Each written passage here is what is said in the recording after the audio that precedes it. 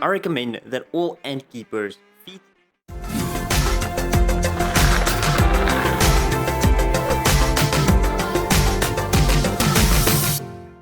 Hello there explorers and welcome to Balbyters Live. It's really good to see you guys. Today we're taking a look at the progress of the Balbyters. Last time we saw these colonies both had 2 test tubes and they were doing quite well. Since then however, they have become a lot more. Both colonies are now living in 3 test tubes each, and if we open up their initial test tubes, we can see that all the test tubes are jam-packed with ants and brood.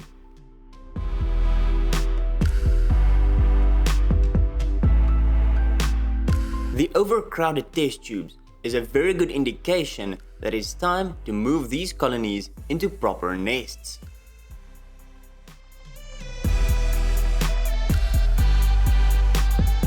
In other news, the first full-sized workers have emerged from their cocoons, as well as the first soldiers.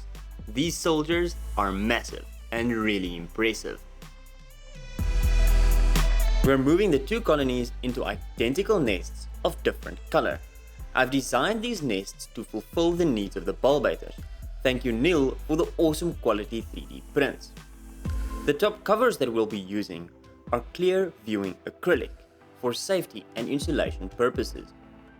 I am using cotton as a water retention medium in the hydration chamber, as it is cheap, readily available and biodegradable, which makes that I can replace it as often as I like. A short piece of clear tubing makes the perfect connection between the nest and the outworld.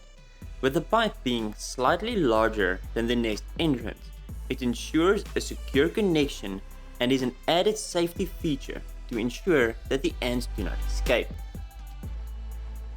The red acetate sheets will decrease the disturbance the ants experience within the nest due to light.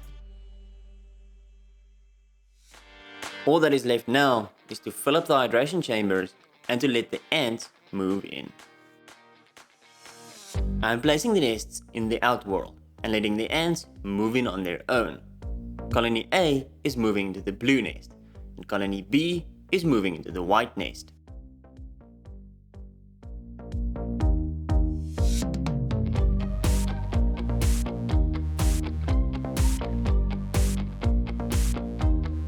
While Colony B has decided to now attack the foreign object in their enclosure, Colony A has decided to ignore it altogether and is continuing with their normal day.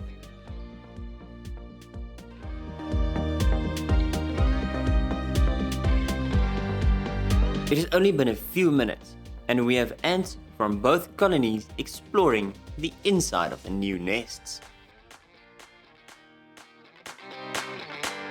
The message of a new place to explore has reached quite a few workers of Colony A, and they're exploring the entire nest with a sense of excitement. Look, Colony B has decided to start moving in. There goes the queen. She has also decided to move. That is a very good sign that they find the new nest as a good and livable habitat.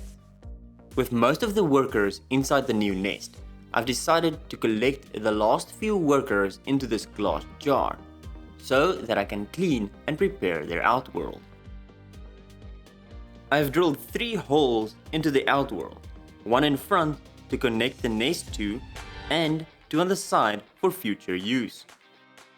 I am once again using white sand as a substrate in the outworld.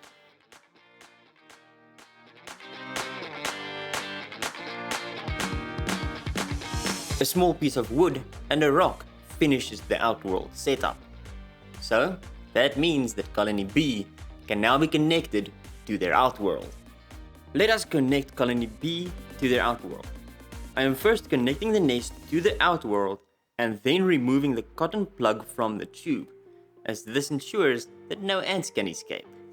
I'm just leveling off the sand before I'm adding the last workers from the glass jar into the outworld. They will now find the entrance and rejoin the rest of their colony.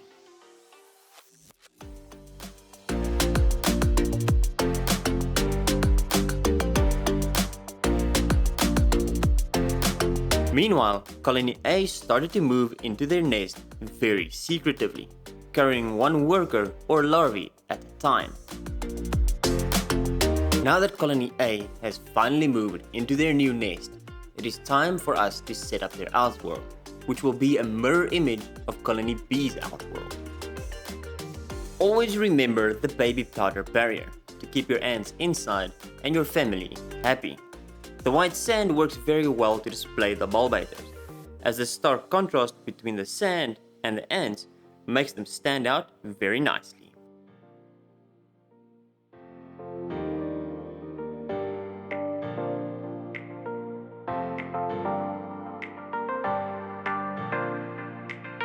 The wood and rock gives the ants more places to explore and a good vantage point from where they can view the entire outworld. Let us connect Colony A's nest to their outworld and add their last few stragglers.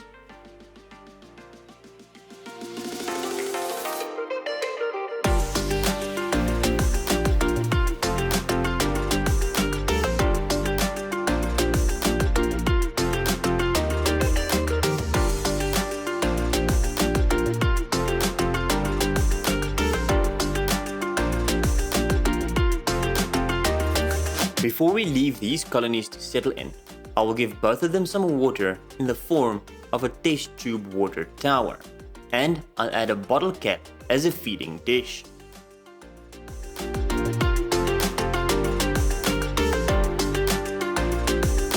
Explorers, you gave the name suggestions, we voted on them, and from now on these colonies will be known as Golden Thunder and Nugget Supreme.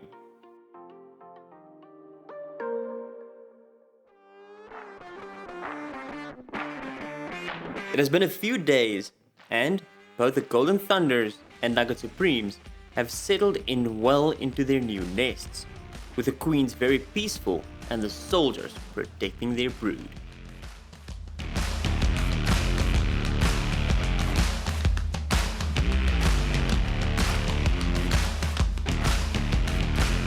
It is time to feed them some green sugar water. I have found that adding liquid food with a syringe is the easiest. It seems like the ants approve of their green food. At this point, you might be asking, why green sugar water? The explanation is simple. It allows us to track whether the ants are accepting the food or not. We can see the green shine in the gasters of these ants, telling us that they ate some of the sugar water. Later, we might be lucky enough to even see some green in the larvae. The red in this larvae is due to the previous sugar water that I gave them, that I added some red food dye to. I recommend that all ant keepers feed their colonies colored liquid food, so that they can clearly see if the ants will eat it or not, which, in the long run, will assist you to determine the colony's diet preferences.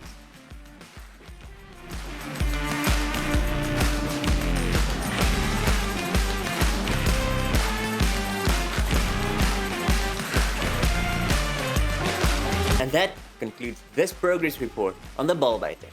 If you would like to follow along on their progress in the future, make sure to hit that subscribe button and go share this video with your friends. Then remember to explore, discover, and share.